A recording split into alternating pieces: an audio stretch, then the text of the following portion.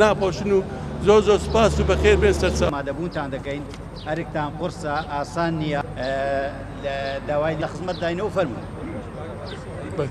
کۆناکە نیە لە خزمەتی ملەتەکە نیە لە ڕاستیدا ئەو مەسەلە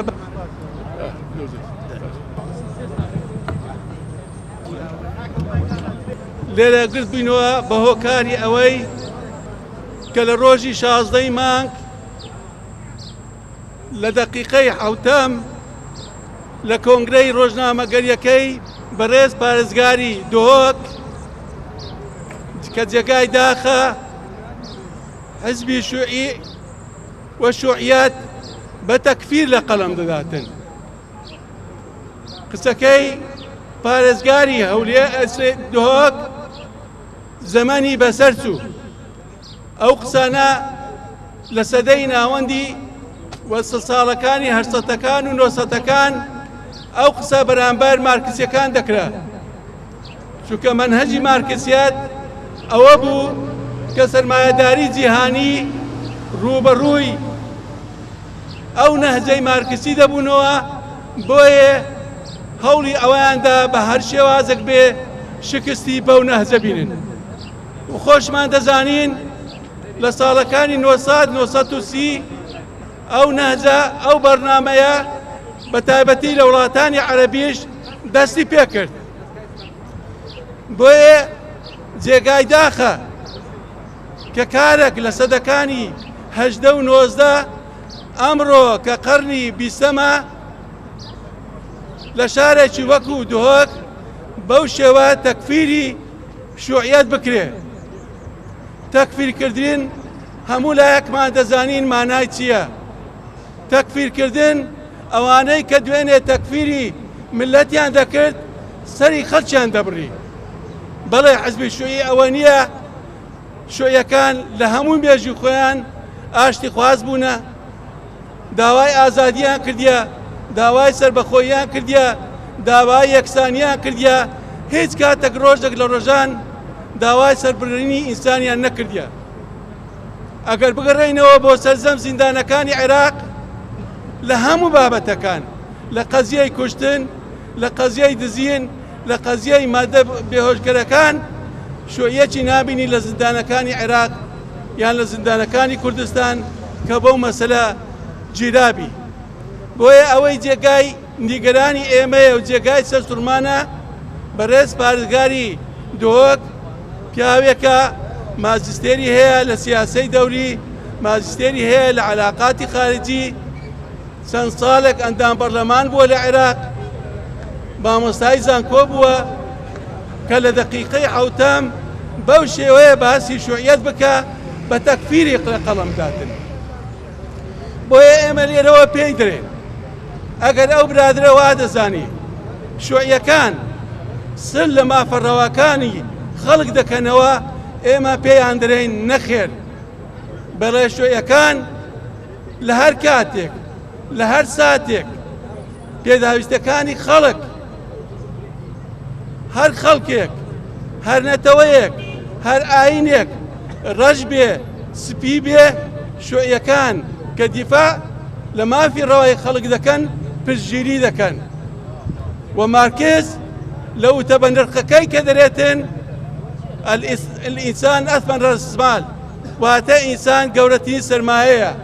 بۆیە تێڕوانینی ئێمەی شوعیەکان ئەوەیە، تێڕوانینی ئێمە لە حەقیقەتدا بەو شێوەی کە ئێمە تەکفیر دەکرێن بەڕاستی بە هەموو شێوازێک ڕەبزی دەکەینەوە کە نە لەگە قۆناغەکە دەگونجێ و لە لەگە نەهجی دەوڵەت دەگونجێ و وڵاتێک پاش 28 ساڵ حکومڕانی و یەکەم ئینتیخابەتی بەرلەمان کە 28 ساڵ پێش ئێستا ئەنجام درا جێگای داخە ئەوڕۆکە بەرتەسکی ئازادی بکرێتەوە، ئازادی تەک و دیموکراتیات ڕێگری لێ بکرێ.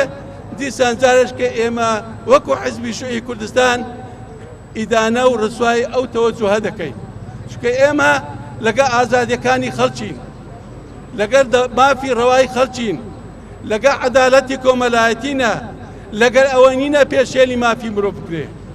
و ئەرشی ئەحزابی سیاسی لەو قۆناغە ئەوەیە بێ دیفاع لە خەڵک بکە، دەبێت لە گۆڕاپانەکان ئامادە بێتن و ئەو برادرەی کە بە ناوی ئەوە زۆرینە قسان دەکاتن من لێرە تاکیدەوە لەوە دەکەمەوە جێگای ڕێزە زۆرینەیە بەڵام بەقەدەس زۆرینەکە دەبێت بێ خزمەتی خەڵک بکە، دەبێت سنجی فراوانتر بێ، ناکرێ بەرامبەر ئازادیەکان بەرامبەر داواکاری خەڵک بەو شێوازە هەرس و کەوت بکاتن لەگە خەڵکی هەژار و کە دەوای مافی ڕەوای خۆیان دەکەن.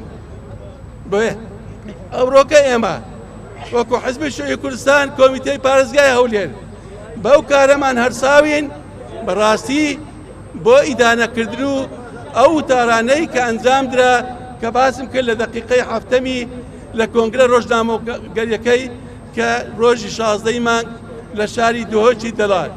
بۆیە ئێمە لە هەولێری پایتەخت لە هەولێری هۆڵاکەرچێن دژی سەرجەم ئەو پێشێلکاریانەینە کە ڕێگری لە ئازادی، کە ڕێگری لە چەوسانەوە، کە ڕێگری لە زوڵم دەکا، کە ڕێگری لەوەی دەکا بەڵێ ئێمە داواکارین و پشتگیری لێ دەکەین تاکید لەو مەسەلە دەکەینەوە.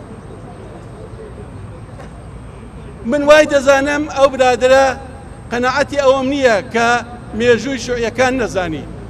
ئەو برادرە موالیت 76 کە موالیت 76 بۆیە پێم خۆشە پرسیارە بگاتن مەڵبەندی بادینانی حزبی شوعی کە لەو دەڤەرە لە ڕۆژگاری ئەنفالەکان کە بە ئەرچی خۆیان هەردەستان دیفاعیان لەو ناوچەیە دەکرد ڕوبەڕووی ڕژێمێکی دیکتاتۆری دەبوونەوە بەڵێ ئەوە شوعیەکان بوون. ئەو ئافرەتەی کە لە دادگای سەدام حوسێن شاهدی لەسەر سەدامدا ڕوبەڕووی سەدام بووەوە ئەو ئافرەتە شوعیە بوو کە لەو کاتە لە ئەنفالەکان ڕوبەڕووی ڕژێمی دیکتاتۆری دەبووە. بۆیە ئێمە فەخر و شاناسی بە تێکۆشان و تەسعێدانی ملەتی خۆمان و بە تایبەتی حزبە تێکۆشەرەکەمان دەکەین. ناکرێ ئەو برادەرە لە بیری بچێ کە سەرکردایەتی حزب لە ئەنفالەکان لەو دەڤەرە بوون کیمیا باران کران بەدایان خەڵکمان شەهید بوو. ئەمڕۆکە شوعیەکان بە تەکفیر دابدرێت زەمەنی ئەوە بەسەر چوو. پێمان باشە ئەو برادرە بەڕاستی داوای لێبوردن لە شوعیەکان بکاتن و داوا لە وەزارەتی ناوخۆی حکوومەتی هەرێمی کوردستان دەکەین بەڕاستی لێپێچینەوە بەرامبەر ئەو وتەی ئەو برادرە کە ئەنجامیدا کە کۆنگرەی ڕۆژنامەوەگەری بۆ کرد بەڕاستی زەمەنی بەسەر چووە. ناکرێ بەو شێلە بەو شێوازە پێشێلی دیموکراتیەت بکرێ ئازادیەکان بەرتەسک بکرێتەوە کە ئەو مەسەلە نە لە بەرژەوەندی حکوومەتی هەرێمی کوردستانە نە لە بەرژەوەندی دیموکراتیەتە نە لە بەرژەوەندی ئازادیەکانی خەڵکە. بۆیە ئێمە ڕۆژ بە ڕۆژ داوای ئەوە دەکەین کە ئازادیەکان بەرفراوانتر بکرێ، کە دیموکراتیەت بەرفراوانتر بکرێ، کە خەڵک ئازاد بێ بێ داوای مافی ڕەوای خۆی بکاتن. بۆیە لێرەوە جارشکە تاکید لەوە دەکەینەوە کە ئەم شێوازە وتارانە زەمەنی بەسەر چوو. باشە ئەو برادرانەی کە بەرپرسیارەتیان هەیە و بزانم ئەرچی پارێزگارێک نییە بێتن تەکفیری حزبێک بکاتن. ئەرچی پارێزگاری شارێک ئەوەیە لە خزمەتی هاوڵاتی دابی. ئەرچی پارێزگاری شارێک ئەوەیە دەبێ هەموو هاوڵاتیان بە یەکسانی سەیر بکاتن.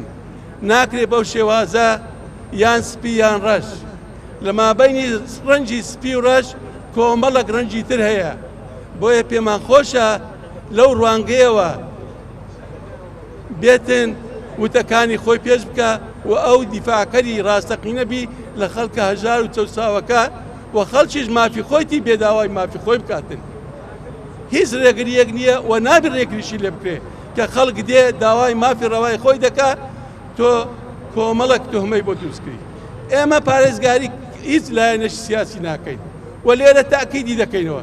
ئێمە وەکو حزبی شوعی کوردستان هیچ ڕۆژێک لە مێژوومان نە پیاوی وڵاتانی هەرێمایەتی بوونە نە لاسەنجی هیچ حزبێکی سیاسی بووینە. خاوەنی سیاسەتی خۆمان خاوەنی تێڕوانینی خۆمان خاوەنی مەبدەئی خۆمان و مێژووی شوعیەکان لە عێراق بەندیخانەکانی عێراق شاخەکانی کوردستان شایەدی ئەومان بدەن کە ئێمە لە ڕابردوو چۆن چ شەهید و چ قوربانیەکمان پێشکەشی وڵاتە کردیە.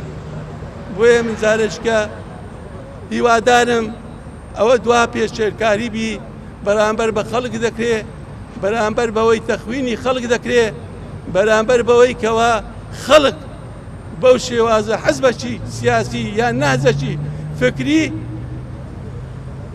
بەو شێوازە تەعاملی لەگەڵ بکرێ کە لە بەرژەوەندی ملەتەکەمان نییە و کوردستان بە قۆناغێکی سەخت تێدەپەڕێ و عێراق بە قۆناغێکی سەخت تێدەپەڕێ و نەزانن ئێمە هەز بەو مخاتەرانە ناکەین ئێمە هەز بە هەموو مخاتەرەکان دەکەین بەڵام ئەو شێوازە وتارە مخاتەرەکان زیاتر دەکات و ناکرێ ئێمە دەور و کاریگەری وڵاتانی هەرێماتی لە بەرچاومان نەبێ.